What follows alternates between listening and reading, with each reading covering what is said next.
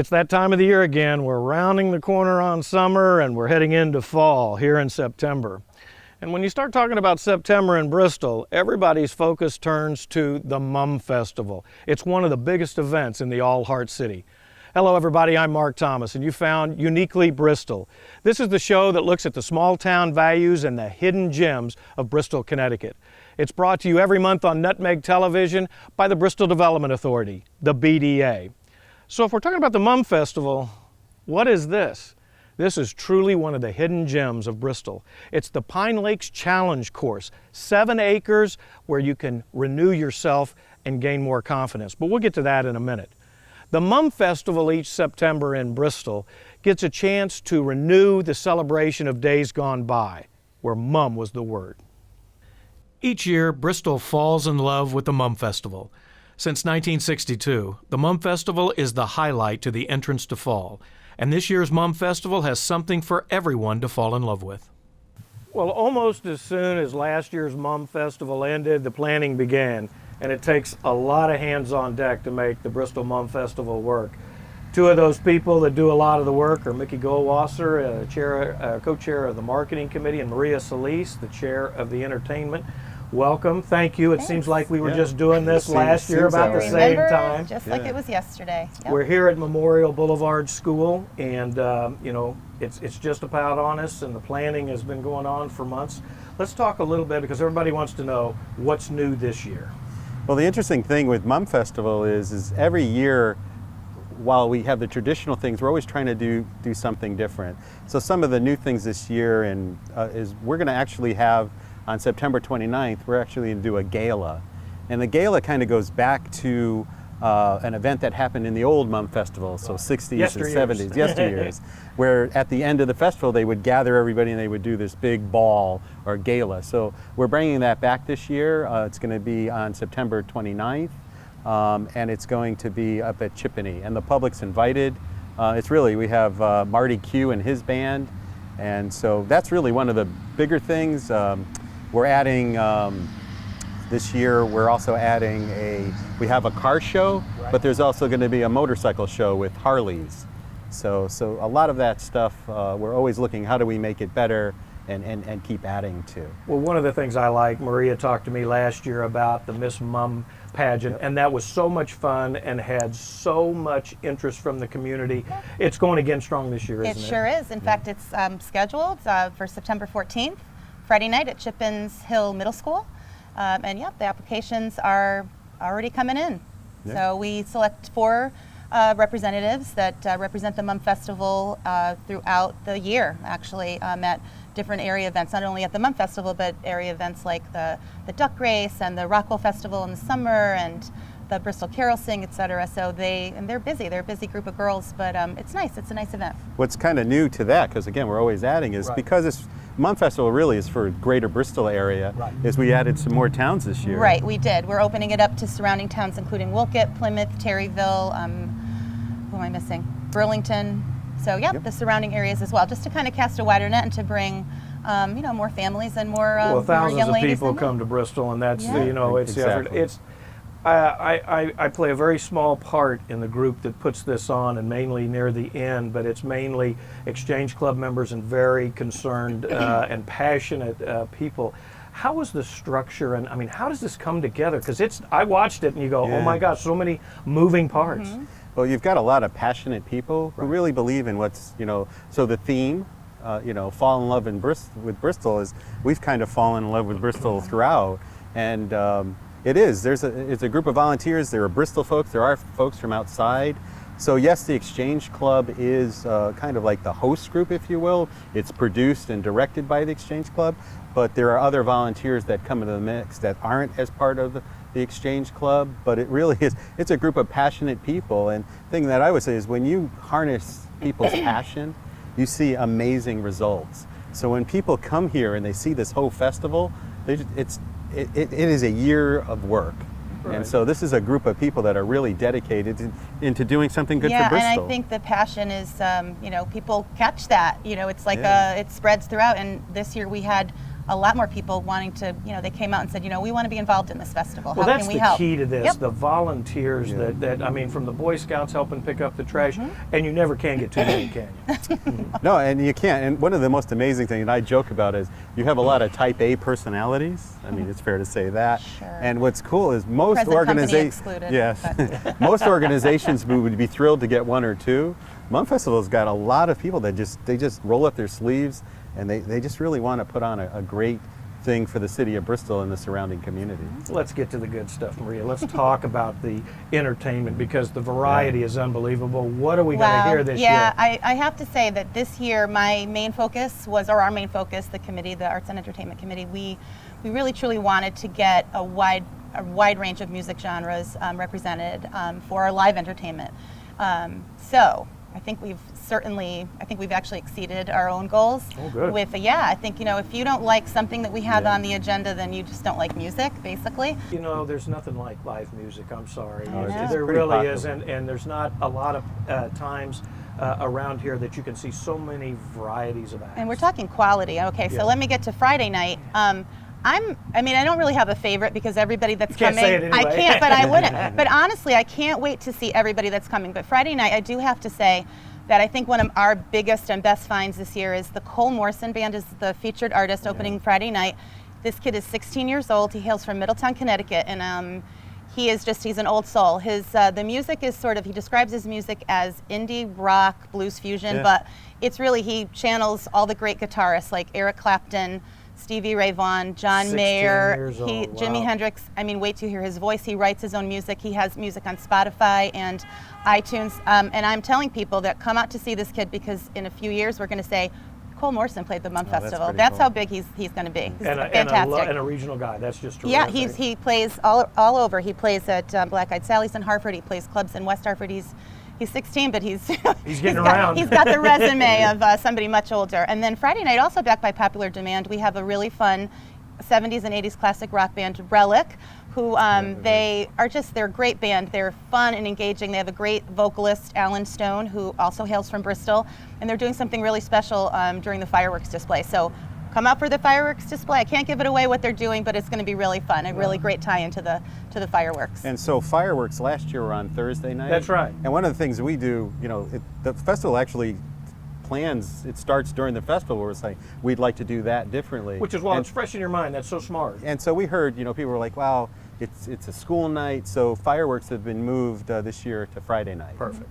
And the rain date is Thursday. The right? rain date is Thursday. But it's not going to rain. Not that it's going to at all. But yeah. And while last year's Mum Festival was a hot day like this, Right. basically the whole weekend, this year we're hoping for sweatshirt weather and shorts. I think That's right. That would be Perfect. great weather. That for would us. be keep the rain perfect. away. Yeah, I no think we'd rain. all be No rain. happy. Exactly, and not 90 degree. What do we have? Yeah, 90 degree yeah, heat it was last year. hot That's not last going to year. happen. That was an anomaly. Well, Yeah. one of another one of the great things, and there's so many with the Mum Festival, is the parade. People start putting out their chairs the day before. Tell us a little bit about the parade and if there's any major differences. It's always so great. I don't know how you improve that. So the major difference is, again, we heard loud and clear. The parade tended to be a little long. Yeah. So this year we've shortened it a bit. Okay. But it does. It attracts bands. It attracts community groups, whether it's dance studios, Yeah, whether Boy it's Scouts, all the Yeah, I Boy mean, Scout there's- troops and the schools. Yep.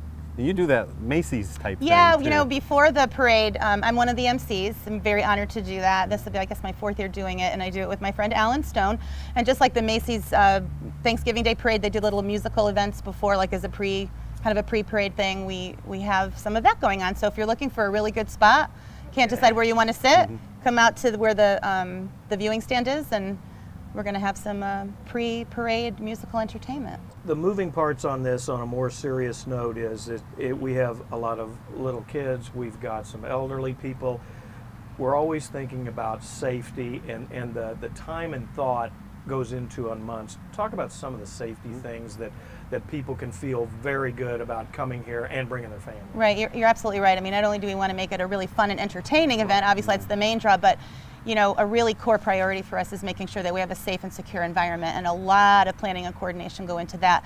Our public safety chairperson is Patrick Kilby, and I have to say he's got it down pat. He's He's amazing. He has all of the connections necessary to make it happen. So of course we're going to have an ambulance on site, a first aid station, and also we have an EMT that's dedicated and going to be there throughout the entire festival to, you know, address any unforeseen medical issues that might occur. And we want all those people to be bored because nothing happens. Yeah. That's exactly right. That's We're not going to keep them busy, but they're going to be there in case, just in the outside chance that something happens. Also, you know, again, just coordinating all of the city departments. You know, the police from Bristol Police Department will have a major presence at the festival throughout, and then we're also actually securing a vendor, security vendor, for some additional security, just to, you know, for additional coverage. I mean, the amount of vendors and the variety is unbelievable. Yeah. Just whet our appetite a little bit before the festival about what's You've gonna got be everything from barbecue. all this good stuff. Yeah, Yeah. it's what do you call it? The healthy. I said the healthy, nutritional, Yeah. carnival, you know, and vendor festival food Wink, options. wink. Yeah. Yeah. So just like the festival, we really try to put on that there's something for everybody. Yep. So that same goes for food as well. We try to bring in vendors that don't duplicate each other. Right. So someone will come Exactly. here and they can have barbecue, or they can go down. There's you know, whether it's farm fresh or somebody's into, you know, And you're supporting ice local. cream You got to and- feel good about you know, spending your money there. Yeah, and I mean, Absolutely. this whole, the camera's facing on us, but if you were to face the festival, this whole thing is lined with vendors, both food vendors and, you know, folks that are Snacks, doing everything. snacks, you know, in addition to the carnival, in addition to, you know, local Retail vendors, vendors, yeah. crafters, you know, Exactly. type Yep. of thing. Artisans, Clubs that are coming in here raising money for their Yeah. organizations. Yeah. So. Now, Mickey joins Shannon Tack as the Yeah. co-chair of the marketing committee. Tell us a little bit about something near and dear to my heart, which is marketing, because we get, you know, almost 20,000 people that are coming to Bristol. How, what are you doing to get those folks here? Because So, you've got the secret sauce. We rely a lot on social media. Right. We rely on the local area newspapers. We rely a lot on word of mouth. New this year, we're doing stuff with radio station 100.5. Okay. And so we're trying to get things to go viral. And people, we use it this year, we're saying see you in September. There are banners all around town. We've been to the blues games. It's really trying to get, you know, we encourage you, it's again, September 20th to 23rd here. Tell your friends. So a lot of marketing is going in. We do press releases. We're constantly just trying to get the word out. Well, you all did a drone and a Facebook Live with the drone did. last year. That was great. just amazing. And Gave us some great footage. It yeah. really did. It really and did. a lot of people commented, you know, that's pretty amazing. So you're not sitting on your laurels, which is terrific. No, we're always trying new things. And you know, I mean, really, I have to say, just getting back to the music, I mean, I had to, just from a music perspective, I had dozens and dozens and dozens of people requesting to be involved with the festival from an entertainment perspective. I know Yeah. Andy Adams, our vendor chair, Yeah. also, you Andy know, does a great some job. I had to turn people away, which really I think speaks to the popularity and the respect that Bristol has, but also, you know, certainly the Mum Festival has. And while the festival takes place on that weekend, you know, there are bookends to it. We do bingo. There's certainly Miss Bingo's Mum, on which you talked September about. 16th is our bingo at the Polish Club. Yep, We Miss have, Mum on the 14th. the Mumathon. The Mumathon is October 24th. Actually, we have a whole season of events, and if you want me to run down the whole thing, I could probably do it off the top of my head. September 8th, I do want to just give kind of a little, Right. because this will be sort of the first splash of this, and we have to work on a press release for this. But September 8th, we're partnering with the Bristol Park and Rec Department for an outdoor movie night. Right. We just made the decision to show Coco, which is a Disney Pixar movie, which I think will be a really great job, but we're also going to do some ancillary sort of events. We're going to have a little red carpet. Kids can wear their favorite Disney costume. We'll have characters and things like that, food and all kinds of stuff. So making just not just the movie, but sort of, you know, a little fun around that event. And then of course then the Miss Mum pageant on the 14th. The 15th we have the All for One charity The softball softball game. game with the police department, fire department, and other city officials. And what they do for that is they collect school supplies for area schools and teachers, which is great, and that's now under our umbrella as well. Bingo on the 16th. I just found out about the Harry Potter trivia night. I don't know too much about that, No. but we're partnering with the Elks Club for that. Then of course the big festival weekend, and then the gala on the 29th. And October 21st is the And now, Mumathon. if you didn't have your paper handy, it's bristolmumfestival.com. I was It's about- all I was about there. It's all there. Go to the website. But truly, yes. if you can't find something to do during Mum Yes. Festival, you can't find something to do. No. bristolmumfestival.com. We only had 15 minutes and we filled that out, so you have a reason to come every day this year. Welcome to Bristol. Nestled in the heart of Connecticut, just 2 hours from Boston, New York, and an hour from the shoreline, Bristol offers a unique New England experience. city size with small town vibe, you'll fit in no matter your pace. As a community, we're rich with history, overflowing with passion, and ripe with experiences to enjoy. Beyond the rolling hills of Connecticut, that's where you'll find the magic of Bristol. With an incredible 700 plus acres of park systems, Inspiring museums and cultural programs, and the oldest operating amusement park in North America. Our arts and entertainment will color you convinced. And local food and drink establishments to keep you excited, satisfied, and always savoring more. Community events that leave a lasting memory. We really do have it all. plus, we're a community that honors the brave. a community that offers top-tier sports and recreation. And world-class accommodations to suit every style. But what if you wanted to stay even longer? Well, there's neighborhoods to pair with any personality. And places for all kinds of producers. Top-rated school systems. Ways to make an impact. And plenty of places to worship. So whether you're vacationing, Passing through. Or staying a little longer. Bring your heart to Bristol. Our heart is always open to your experiences.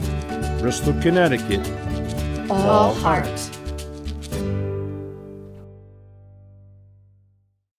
While it might be a bit hidden, the Pine Lake Challenge course has changed a lot of lives.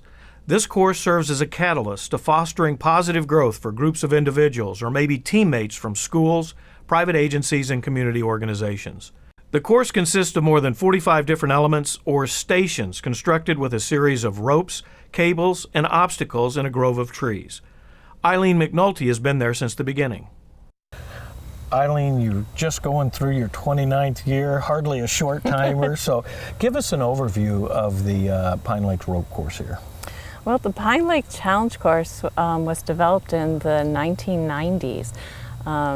It was built by Project Adventure, and how it got started was when I came to Bristol, I was looking for something to challenge myself personally, but also something I could bring back to the community and the youth to help develop their skills. And I had good collaborating partners with the Board of Ed and with the Bristol Boys and Girls Club and Family Center. So we decided to spend some time together and develop a model that we could use recreation, in education and therapeutically, and also have it open to the community and the business community as well. It's quite a tribute. We talked to Melissa and John, and now we've got a whole new regime coming up that have been here, like you, a long time. What's the secret of getting them to come back and participating? Well, I think it's the whole model. It's about bringing people together and creating a community and having a common language and learning how to communicate and negotiate, and most of all, to have some fun. You know, there is some physical aspects of this, but that's really not primary, and it's not only just what we would call normal kids. Anybody can participate, can't they? Anybody can participate, 9 to 90 years old. We've had people who are 90 years old doing some high climbs. And if you're challenged, that really isn't an issue out here, is it? No, not at all. And when I first did this work, I thought the challenge was going to be physical, and when I walked away, it was much more about mental growth and emotional growth. So it's kind of a unique story about how this got built, isn't it? Mm-hmm. The funding to get it started came from the State Department of Education. They saw it as a useful tool, and we also wanted to work on diversity appreciation, having people honor in unique differences of one another. And the Roberts Foundation also contributed some funding to help us build the elements. And you use this year-round. How do you maintain this and keep it up? Because I know my little yard is something. I can't imagine these 7 acres.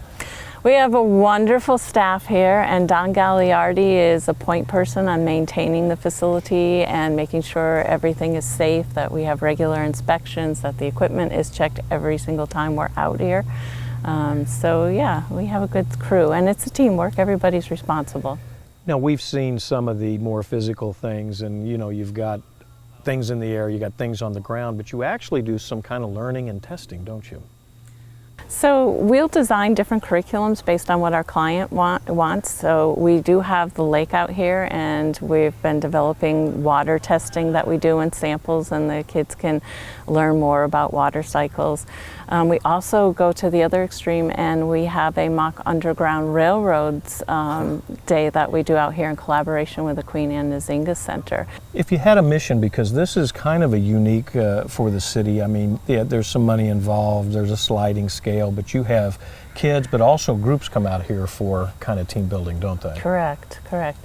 Most of our clients are from school systems, so this is a model that we use to help improve school environments, bring teams of children together. We can do science-based projects out here. We can work on conflict resolution, or we can have a culminating event to help them celebrate their year.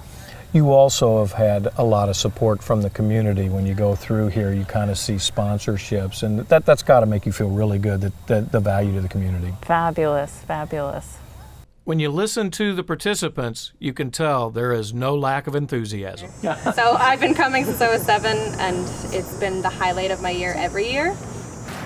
This is my 8th year coming out here, and I'm afraid of heights, and I'm coming back. You definitely meet new people, you learn new things. Safety team, are you ready? Yeah. Ready! Ready to fly? Fly away! 3, 2, 1, go! Lisa Cheney came from the commercial world, and it changed her life forever.